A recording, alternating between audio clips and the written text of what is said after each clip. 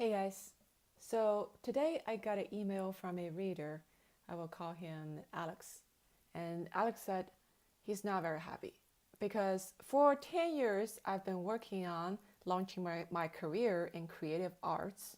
There have been periods when I devoted all my life to it, and many periods when I worked full-time jobs to finance my creative endeavors. There have been 4 times when I began to succeed, and each time things were derailed by people who I was collaborating with. It was a different plot twist every time. I'm starting over again, but it is increasingly difficult to feel hopeful or motivated.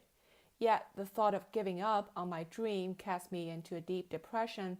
My creativity feels so thwarted. I'm in discomfort every day, and the hardest part is that I'm fighting procrastination and lack of motivation. So, Alex and whoever else listening who's tried really hard working on your creative projects that hasn't succeeded, there are a couple things that I want to tell you. First of all, the big picture. You will need to get clear of what you are creating for, why you are doing this. And the why is not the light at the end of the tunnel. It is the tunnel itself. The way I see it, there are 2 types of people in the world: the creators and the consumers. These are inborn traits. You cannot change them. I'm a creator. I'm born to create. I have to create something, period. It's not negotiable. If I don't create, I feel like I'm dying. Some people are into creating art or creating products or services or creating companies or creating children or relationships. It's different for everybody. But the point is, if you are a creator, you cannot not be one. If you are living not in alignment of your creative nature, you know what will happen? Your soul will let you know. How? By making you feel miserable. You feel like, oh, everything sucks. I'm so stuck. Nothing works right, and I feel like I'm dying. So, Alex, I don't think this kind of feeling is foreign to you. And I know it myself because I've lived periods of my life when I didn't, for multiple reasons. I didn't allow myself to create. And it was the worst period of my life. Not every one of us is meant to become household names or to get rich or famous because of our creation. If that happens, great, good for you. But rather, it's a side effect. It's not what you're doing it for. And if that's what you're doing it for, you're bound to get very frustrated and disappointed. I'm sorry, it's just what it is. What am I doing now? I'm creating a YouTube video. Why? Is that because I have millions of followers and I feel like so motivated to, cater to all my followers because they're all there listening to my message? No. You go on my YouTube page, you can see you can count the numbers of my subscribers with your both hands, okay? If I'm doing it for the purpose of gaining a large follower, I could have quit a long time ago. But I'm not doing it for that. I'm doing this because this is a way for me to create and to serve. So if I'm not doing the video thing, I'll be doing something else that's similar. It doesn't matter. Even if there's only one person that is listening to this and is being helped and inspired, then I consider my job done. And for many of you who read my blogs, last year I left my job to start my own company. Why? I was under no illusion that this was going to be easy. Come on, 9 companies out of 10 do not succeed, okay? It's not going to be a walk in the park. And I had a comfortable living. I had a steady job, a nice paycheck. I was making a very nice living.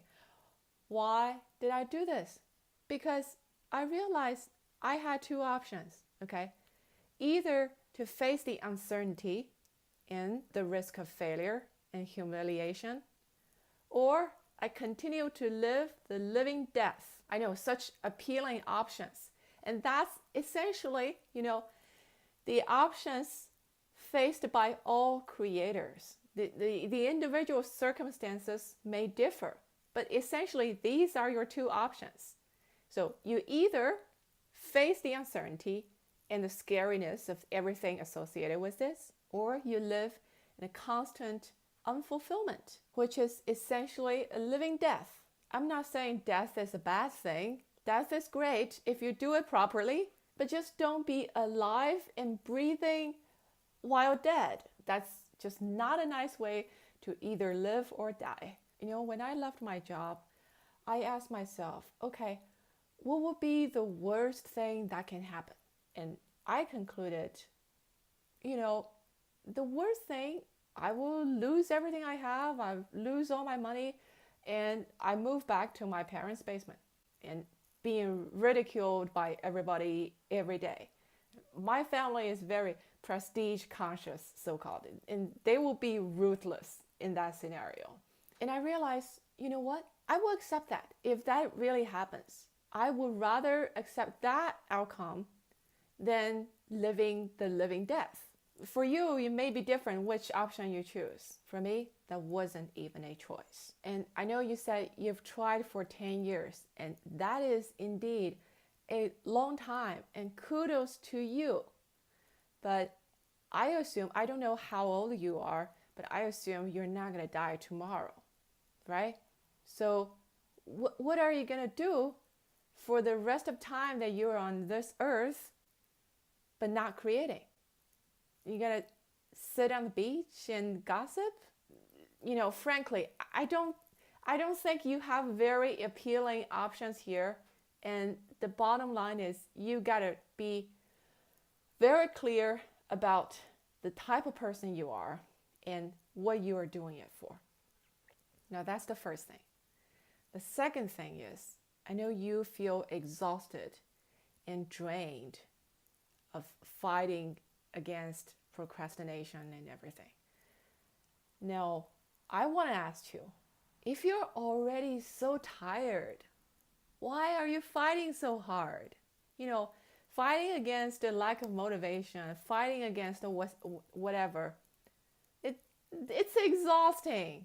And I don't know what good you get out of fighting, but it's draining your energy for sure. My question is, have you thought about any other options? Okay, that's a rhetorical question. Because here's the thing. I don't think fighting gets you anywhere. Your creativity, it belongs to your higher self. Belongs to, you can call it God or universe or whatever. It doesn't belong to your human self. Your physical form is in service to your creativity, not the other way around. So whenever you feel unmotivated or feeling pessimistic, feeling like procrastinating, rather than scolding yourself, take that as a message from your higher self, which is telling you, hey, don't bully me around. That's not the way we do things here. I'm not here to validate your limited identity as a small human self. I have no interest in making your ego feel powerful. That doesn't help anybody. And until your ego is humbled enough to surrender yourself to be in service of me, your higher self, and your creativity, we are not going anywhere. And I'm not making anything happen. Whenever you feel unmotivated, that is actually the message. So how do you move forward from where you are? First, stop fighting.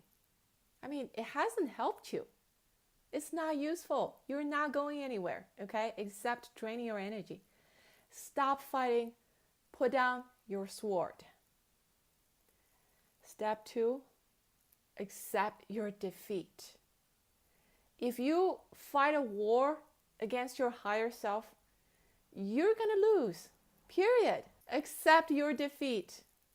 Tell yourself when you feel tired and drained and exhausted, tell yourself, you know what? I don't know what I'm doing here. I have no more trick or gimmick that I can offer you. I don't know how to move forward. I don't feel creative. I have no creativity. I don't know what to do with myself.